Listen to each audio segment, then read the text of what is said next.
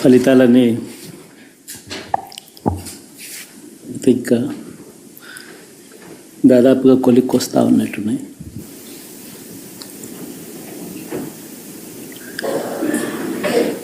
చూసిన ఫలితాలు జరిగిన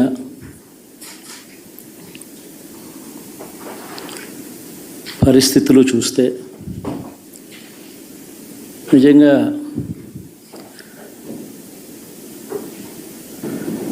ఆశ్చర్యంగా కూడా ఉన్నాయి.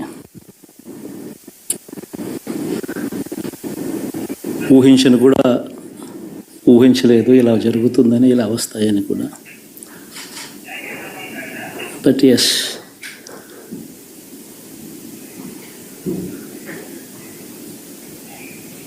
అమ్మఒడి అందుకున్న 53 లక్షల మంది తల్లులకు మంచి చేసినాం, పిల్లలు బాగుండాలి, వాళ్ళ చదువులు బాగుండాలని తాపత్రయపడుతూ అడుగులు వేసాం. మరి అక్క చెల్లెమ్మల ఓట్లు ఏమయ్యాయో తెలీదు. 66 లక్షల మంది అవ్వాతాతలకు, వితంతులకు, వికలాంగులకు గతంలో ఎప్పుడు జరగని విధంగా మంచి చేసాం. వారి కష్టాల్లో తోడుగా ఉంటూ, వారి కష్టాన్ని అర్థం చేసుకుంటూ, వారి ఇంటికే పంపించే వ్యవస్థను సైతం తీసుకొస్తూ, గతంలో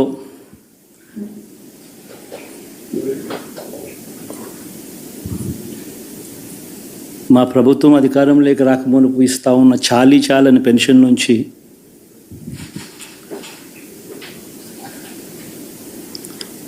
ఎంతో మంచి చేస్తూ అడుగులు వేసినా కూడా ఆ అవ్వాతాతలు చూపిన ఆప్యాయత ఏమైందో కూడా తెలియడం లేదు. దాదాపుగా 1,05,00,000 మందికి పొదుపు సంఘాల అక్క చెల్లెమ్మలకు మంచి జరిగిస్తూ, వారి కష్టాలనే మా కష్టాలుగా భావిస్తూ, ఇచ్చిన ఏ మాట తప్పకుండా అన్ని రకాలుగా వాళ్ళకు అండగా ఉంటూ, ఆసరాతో తోడుగా ఉన్నాం, సున్నా వడ్డీతో సైతం అండగా ఉన్నాం, చేయూత సైతం తోడుగా ఉంటూ నిలిచాం. మరి ఆ 1,05,00,000 మంది అక్క చెల్లెమ్మల ప్రేమాభిమానాలు ఏమయ్యాయో తెలియవు. 26 లక్షల మంది చేయూతను అందుకుంటున్న అక్క చెల్లెమ్మలు, వారి ఆప్యాయత ఏమైందో తెలీదు.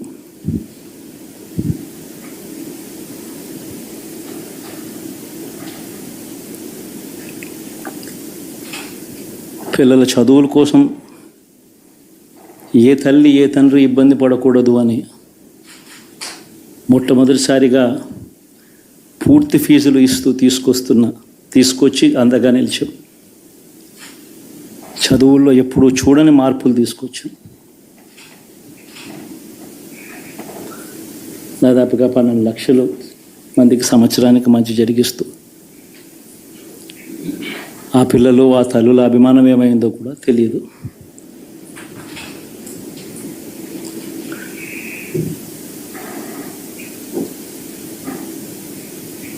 దాదాపుగా 54 లక్షల మంది రైతన్నలకు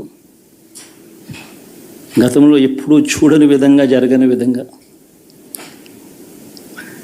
పెట్టుబడికి సహాయంగా అందించే కార్యక్రమం మొట్టమొదటిగా జరిగింది మన ప్రభుత్వం వచ్చాకే.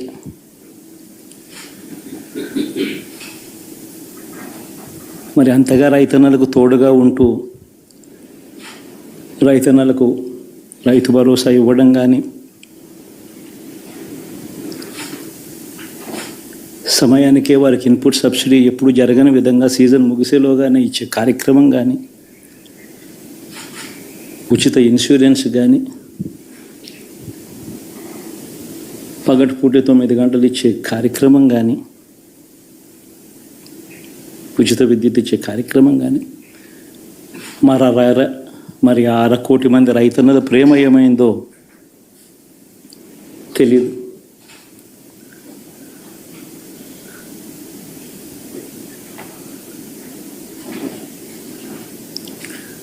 మరి ఇన్ని కోట్ల మందికి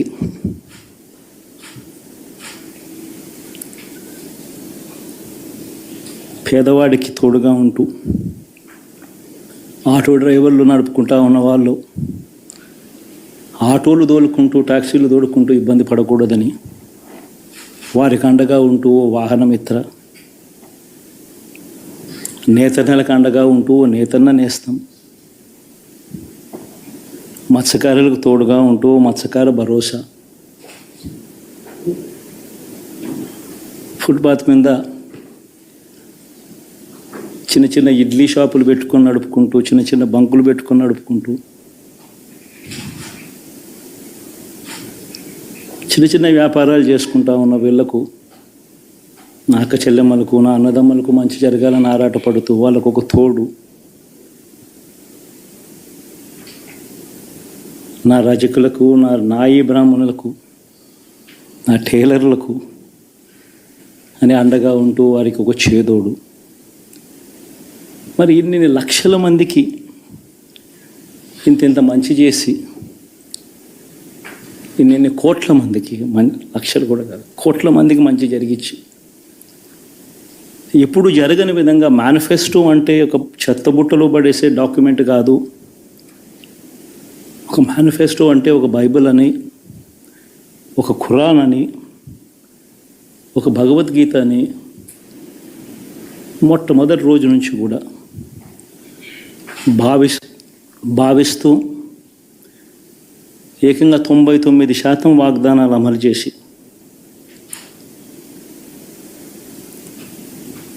అంతే చిత్తశుద్ధితో ఆ మేనిఫెస్టోను కూడా అక్క చెల్లెమ్మల ఇంట్లోకి తీసుకొని వెళ్ళి చూపించి మీరే టిక్కు పెట్టండి అనే నిబద్ధత గల ప్రభుత్వంగా పనిచేసాం. ఇప్పుడు జరగని విధంగా పిల్లల చదువులు, పేదరికం పోవాలి అని అంటే పిల్లల చదువులకు క్వాలిటీ ఎడ్యుకేషన్ అవసరం అని మొట్టమొదటిసారిగా ఇంగ్లీష్ మీడియంను వ్యతిరేకిస్తున్న వాళ్ళందరూ పెత్తందారులతో యుద్ధం చేసి సైతం పిల్లలకి ఇంగ్లీష్ మీడియం తీసుకొని రావడమే కాకుండా టోఫుల్, ఐబీ లాంటి కళలు కూడా కలం. ఆ పేద పిల్లలకు అండగా నిలబడాలని, తోడుగా ఉండాలని, వారి చరిత్రలు మార్చాలని,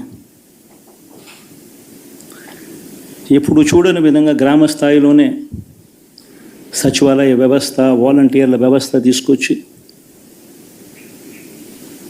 ప్రతి ఇంటికి సేవను అందించే కార్యక్రమం చేశాం. వివక్ష లేకుండా, కరప్షన్ లేకుండా దాదాపుగా 2,70,000 కోట్ల రూపాయల పైచిలకు ఇంటి వద్దకి అందించగలిగాం.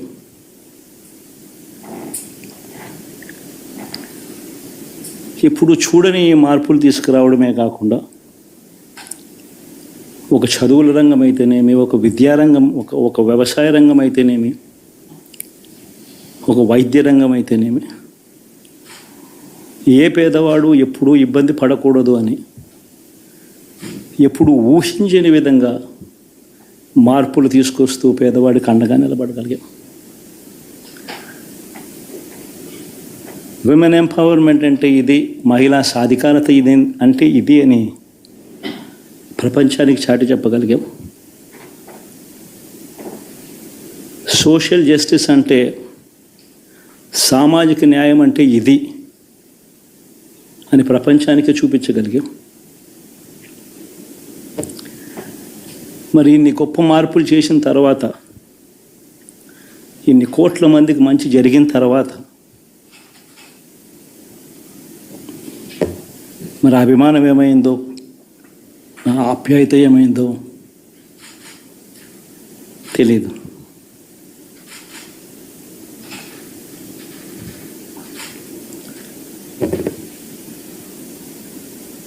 ఎవరో మోసం చేశారు, ఎవరో అన్యాయం చేశారు అని చెప్పి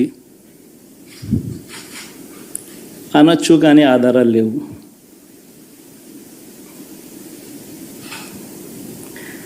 ఏం జరిగిందో దేవుడికి తెలుసు. పెద్ద నేనైతే చేయగలిగింది ఏమీ లేదు. ప్రజల తీర్పు తీసుకుంటాం,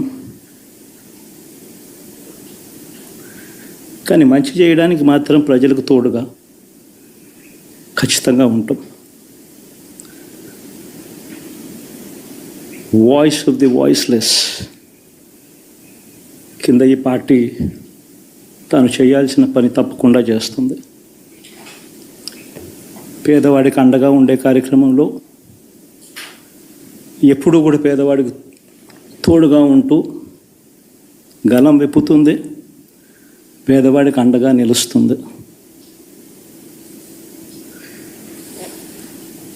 పెద్ద పెద్ద వాళ్ళ కూటమి ఇది, ఢిల్లీలో సైతం శాసించే పరిస్థితుల్లో ఉన్న కూటమి ఇది. ఆ కూటమిలో ఉన్న బీజేపీకి, ఆ కూటమిలో ఉన్న చంద్రబాబు గారికి, ఆ కూటమిలో ఉన్న పవన్ కళ్యాణ్ గారికి అందరికీ కూడా వాళ్ళ గొప్ప విజయానికి అభినందనలు.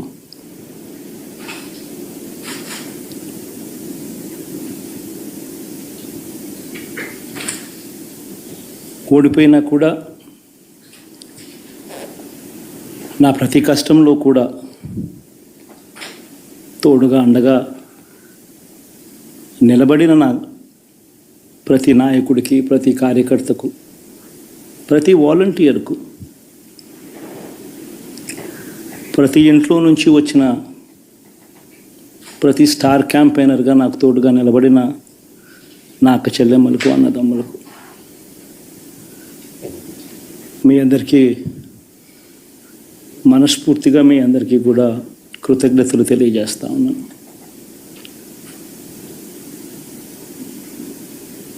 ఏం జరిగిందో తెలియదు, కానీ ఏమి చేసినా, ఎంత చేసినా ఇంకా 40% ఓటు బ్యాంకు మాత్రం తగ్గించలేకపోయారు. ఖచ్చితంగా మళ్ళీ ఇక్కడి నుంచి లేస్తాం.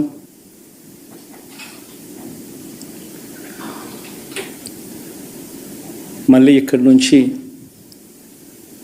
గుండె ధైర్యంతో నిలబడి మళ్ళీ లేస్తాం. ప్రతిపక్షంలో ఉండడం కొత్త కాదు, పోరాటాలు చేయడం అంతకన్నా కొత్త కాదు. నా రాజకీయ జీవితం అంతా కూడా ప్రతిపక్షంలోనే గడిపా, ఈ 5 సంవత్సరాలు తప్ప. పోరాటాలే చేశా, రాజకీయ జీవితంలో ఎవడు చూడని కష్టాలు కూడా అనుభవించా.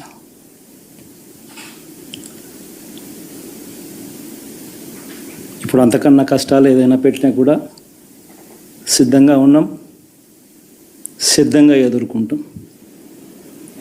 ఆల్ ది వెరీ బెస్ట్ గవర్నమెంట్లోకి వచ్చిన వాళ్ళకు. Thank you.